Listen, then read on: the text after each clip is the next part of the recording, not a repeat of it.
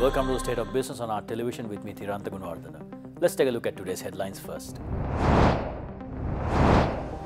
High Commissioner of Sri Lanka to Singapore urges the travel operators of Singapore to encourage their clientele to focus on Sri Lanka. And Ministry of Health, Nutrition and Indigenous Medicine states that more than 1,000 Sri Lankans die from oral cancer per year. Now news in detail. High Commissioner of Sri Lanka to Singapore, Sashikala Premawardana, urged the travel operators of Singapore to encourage their clientele to focus on Sri Lanka as their preferred destination as the country has returned to normalcy with the requisite security measures in place after the tragic Easter Sunday attacks. Sri Lanka Tourism Promotion Bureau and Sri Lankan Airlines together had organized an event in Singapore to restore confidence among outbound tour operations. The National Association of Travel Agents of Singapore had assisted the endeavour. The event opened with a spectacular Sri Lankan dance performances by students of Sri Lanka Ramet Dhamma School in Singapore, which depicts Sri Lanka's rich cultural heritage, diversity and artistic abilities and talents. High Commissioner of Sri Lanka to Singapore, Sashikala Premawardana, highlighted the key pillars of the So Sri Lanka tourism campaign and spoke to Sri Lanka's rich cultural heritage, civilization history, pristine nature, biodiversity and island life. She mentioned that tourists travelling to Sri Lanka could focus on overall well-being with specific packages available for those interested in Ayurveda and healing. Speaking at the event, Sri Lankan Airlines country manager Mohan Meegola stated that Sri Lankan flew its second international flight to Singapore in 1979 and had ever since been an active partner in ensuring air connectivity between the two countries. He also said that Sri Lanka is just 4 hours away from Singapore but connected the two countries with 31 flights per week.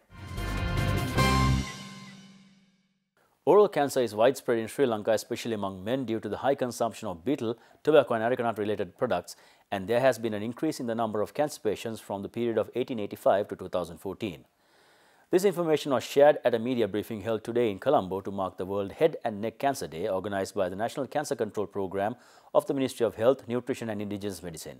Consultant community physician Dr. Suraj Pereira states that oral cancer is the most prevalent cancer type among Sri Lankan men, whereas in foreign countries it is lung cancer. The consultant physician also said that men in Sri Lanka consume betel and areca nut related products, whereas men in foreign countries are addicted to alcohol. Accordingly, more than 1,000 people die from oral cancer per year and 3 or 4 patients die from oral cancer per day. According to 2015 STEPS survey, 45% of Sri Lankan men consume tobacco-related products, but the World Health Organization documents that a country should ideally have tobacco consumption less than 10%. However, assessing these ramifications of oral cancer, using or selling of betel, tobacco, areca nut related products in the premises of state institutions are prohibited. Professor Asoka Nugavela of the Agriculture and Plantation Management Faculty at Devambu University states that immediate attention should be paid to the imported palm oil seeds under the approval of the Plantation Ministry. He made these remarks yesterday addressing a press conference organised by the Planters Association of Ceylon to address the government's negligence over oil palm cultivation in Sri Lanka. These plants are about 2 years old in the nursery, and certain plants are now flowering. Actually, right at the moment, they are overgrown. So immediate action is needed. Somebody has to take a decision immediately that these plants should be allowed to be planted in the field. Merely because they didn't raise the nurseries on their own because they fancy it. No, or with all the government approvals. Government has given approval to plant and they have given approval to import the seeds. And then the CRI, the quarantine department, they have visited their nurseries and they have inspected whether there are any diseases, and all that had been done. After doing all that, after all the investments have been done, just imagine suddenly they say, no, don't plant. I mean, how can we run an industry like that? Moreover, Chief Executive Officer of the Watawala Plantations PLC, Binesh Pananwala, noted that Sri Lanka imports 180,000 to 200,000 metric tons of edible oil per annum, which amounts to 30 billion rupees. In Sri Lanka, actually, the production of coconut oil in 2016 is about 48,000 metric tons per year.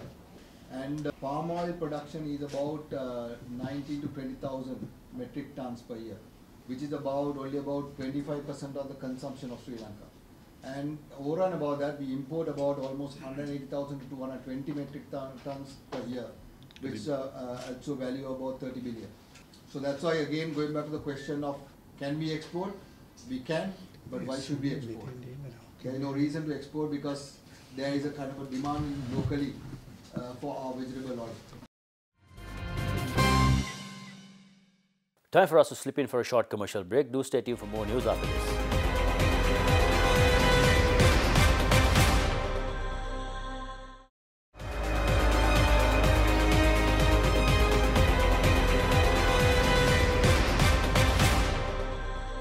Welcome back.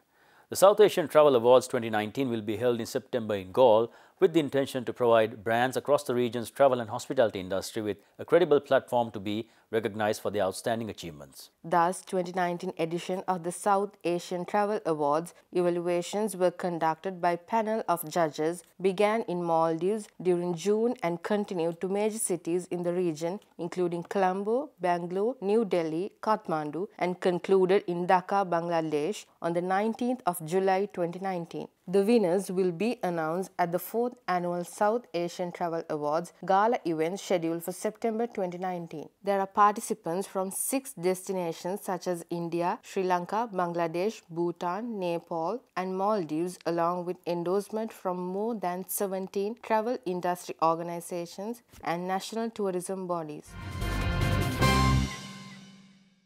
We now have the president of South Asian Travel Awards, Ismail Hamid, briefing the event along with his confidence in dealing with Sri Lanka even after the recent terror attacks. We decided to host SATA 2019 edition after having the event last year at the Taj Mahal Palace, Mumbai. We have considered Sri Lanka looking into the beautiful destination and the warm people, hospitality. I believe that Sri Lanka is absolutely fine to host events such as this. SATA has over 250 participants from 6 destinations taking part. And then we believe that this is going to be a great show during September. We'll be having our guests arriving on the 19th of September to Sri Lanka and headed straight to Galle, city of Galle. And then I believe that together we have to always stand strong and show up the world that South Asia has the best to offer. And I'm sure that Sri Lanka has always been a very great country in tourism. In more developments, global growth has become increasingly sluggish and the International Monetary Fund is urging countries to resolve trade and technology conflicts to boost growth, the fund's chief economist Geeta Gopinath said on Monday. The International Monetary Fund also predicts global growth for the year as 3.2%, down from its April forecast of 3.3%, while it is set to pick up to 3.5% in 2020, although that is also below its earlier forecast of 3.6%. Global growth remains sluggish, and we are revising down growth for 2019 to 3.2% and for 2020 to 3.5%. Now, these are modest revisions, but they come on top of more significant revisions done in the recent past. Going forward, there are significant downside risks to the outlook. Some of the main ones are an escalation in trade tensions or in technology tensions, a change in financial risk sentiment. It's therefore very important for countries to cooperatively work together to resolve their disagreements, especially on the trade and technology front, because that would be important for supporting growth going forward. The biggest risk to the forecast is an escalation of tensions on the trade front and on the technology front. That is already weighing on business sentiment, and further escalation would dampen growth going forward. Now, some of the slowing down in growth is self-inflicted, so I think it's important for countries to work together to resolve tensions on the trade front and the technology front. Simultaneously, monetary policy should remain accommodative given softening inflation trends in major economies. Speaking at a recent media briefing conducted by the Export Development Board, the Secretary General and the Chief Executive Officer of the National Chamber of Exporters of Sri Lanka, Shiha Marika, brought forward 3 major concerns of exporters and requested the support from the Ministry of Development Strategies and International Trade to solve these issues. First is with regards to the national single window. Now, this has been a subject that the exporters have been crying for. They have been asking for this for a long time.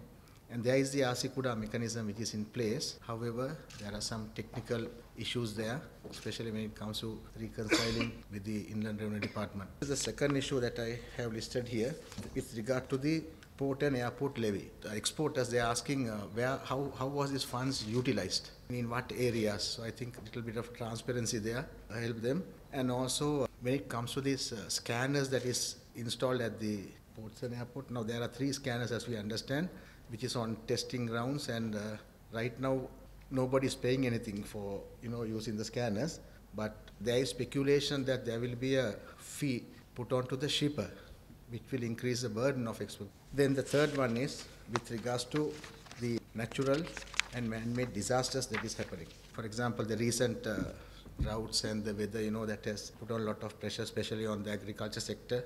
In the recent Easter bombing, that has done some sort of damage to the sector. All what they are asking is a solid platform for them to compete. Stocks ended on a positive note today. More on that after the short commercial break.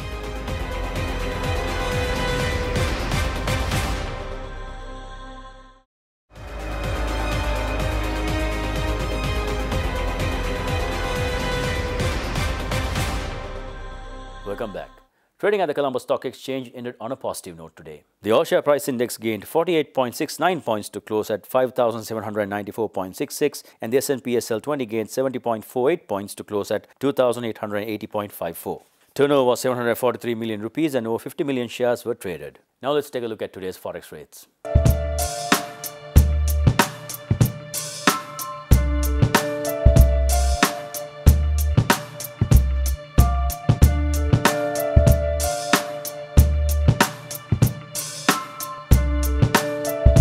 And with that, we wrap up today's bulletin. Tune in tomorrow at the same time for more of the very latest on State of Business. Until then, take care.